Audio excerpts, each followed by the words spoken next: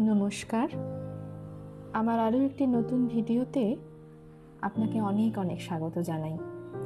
যে ছবিটা আপনি এখন দেখতে পাচ্ছেন সেটা আমার ছোটবেলার ছবি।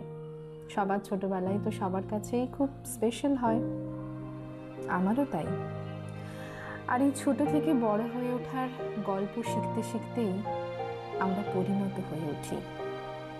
আজকে একটি বিশেষ ধারণা আপনার কাছে উপস্থিত করব বলে আমি হাজির হয়েছি।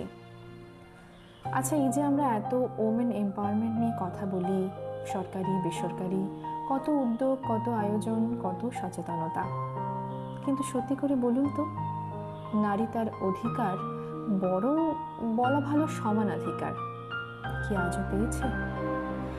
আজও কি তার প্রতিবাদের ভাষা কোনো এক অদৃশ্য শক্তির কাছে নীরবে চাপা পড়ে যায় না?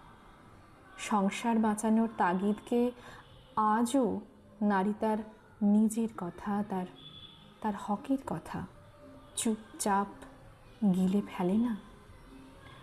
চলুন খুঁজে দেখি অর্পিতাদের কবিতায়। কবি অর্পিতাদের লেখা কবিতা নারী। কপালের প্রত্যেকটি বলিরেখায় লেখা থাকে এক কিশোরীর রমণী হয়ে ওঠার গল্প। স্থূল শরীরের স্থবিরতায় বাধা পায় টান টান উত্তেজনারা।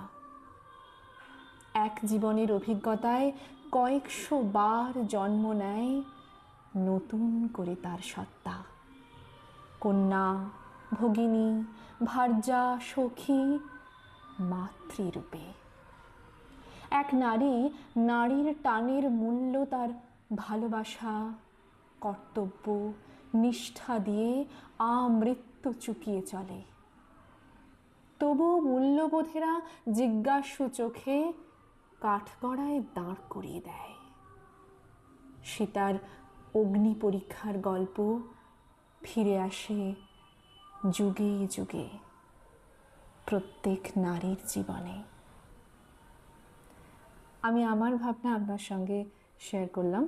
অবশ্যই আমাকে কমেন্টে লিখে জানান কেমন লাগলো। আজকের মতো এটুকুই। ধন্যবাদ, ভালো থাকবেন। দেখা হবে খুব শিগগিরই পরের একটি ভিডিওতে।